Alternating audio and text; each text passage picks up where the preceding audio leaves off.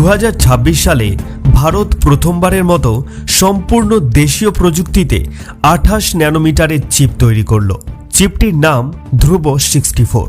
এটি 1 গিগাহার্টজের মাইক্রোপ্রসেসর। ভবিষ্যতে এটি কম্পিউটার, মোবাইল এবং বৈদ্যুতিক গাড়িতে ব্যবহার হবে। এই দেশীয় চিপ ভারতের বিদেশি চিপের উপর নির্ভরশীলতা কমাবে। জটিল ভূ রাজনৈতিক পরিস্থিতিকেও এটি নিরাপত্তা দেবে। বর্তমানে ভারতে মাইক্রোপ্রসেসরের জন্য বছরে খরচ হচ্ছে $2400 কোটি। ধ্রুব 64 ব্যবহার করলে 2030 সালের মধ্যে $14,000 কোটি পর্যন্ত সাশ্রয় হবে। এর আগে কেন্দ্র তৈরি করেছিল 32 বিট বিক্রম 3201 চিপ। এটি মূলত রকেট ও কৃত্রিম উপগ্রহের জন্য ব্যবহৃত হয়েছে। ধ্রুব 64 ভারতের প্রযুক্তিতে এক নতুন যুগের সূচনা।